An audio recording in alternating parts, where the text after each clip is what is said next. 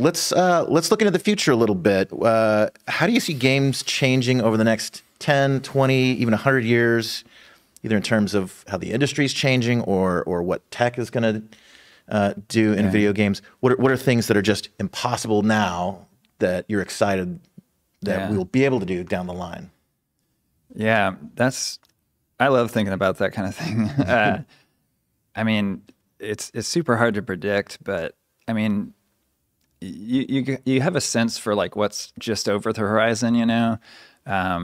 Like I'm looking forward to, you know, just with more processing power and memory and stuff, just having more like real-time simulation stuff, just bringing more dynamic quality to games, kind of like the blood thing we were talking about. But just like more like doing real-time fluid sims. And I can imagine like games having that as like a big part of the game mechanics and stuff like that. Like imagine like, you know, you set fire and it's spreading on things that are flammable, and you maybe can like direct the fire with wind, and then you can put it out with water and stuff like that. There's just a lot of, I think, potential with real-time simulation stuff. And that seems like that's just an obvious next step. Is the only thing, you know, between us and that is just, you know, how much can you do in, you know, a few milliseconds, you know?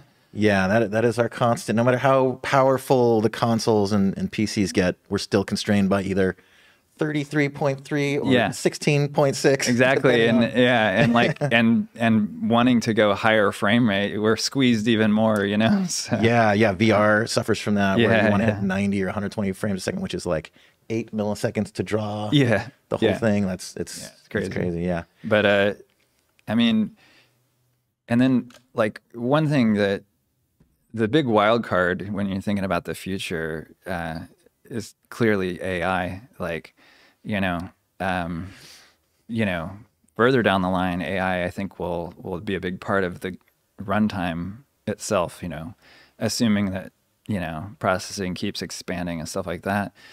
But even in the near future, I think it's going to change a lot of the development process. You know, like all the stuff that we do offline to prepare data for the game, you know, we can make use of AI. But even like things like up-resing, even in runtime and stuff like that, I feel like, I mean, I'm no expert, but I feel like that's not too far off, using AI in real time to add detail or even just anti-alias, or like, you know, reduce noise from, you know, lighting stuff and stuff like that.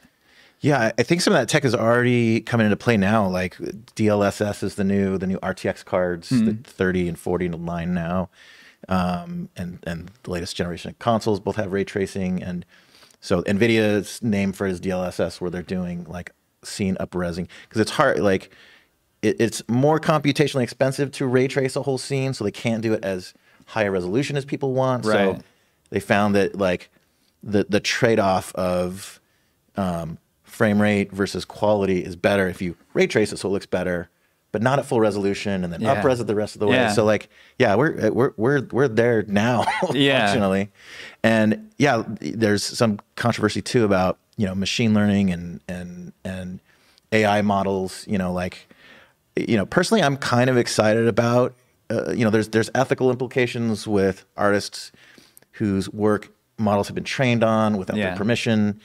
But, you know, say we solve some of that. I'm excited for a day when, you know, maybe, you know, you look at what's going on, you know, people are prompting ChatGPT to come up with a text that then generates an image in Midjourney. Yeah. Like, this stuff is going to make its way into real time at some point.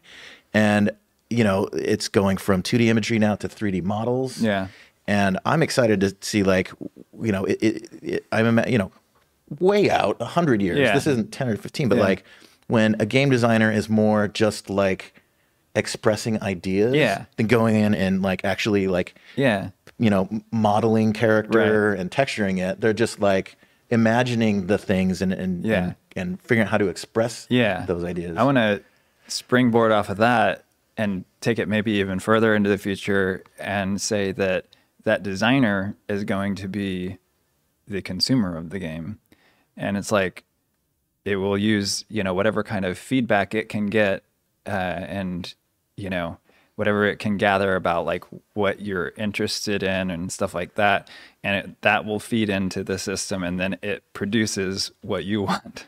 Oh man, that's crazy. I love that idea. Like, people are crazy for cosmetics and, you know, customizing their character and, you know, let it be unconstrained. But like, is it possible to even tap imaginations? There's research going on now that is reverse engineering dreams into visual imagery. And, you know, it's just the beginnings of that. Yeah. So like, yeah, I'm excited for where this is all headed.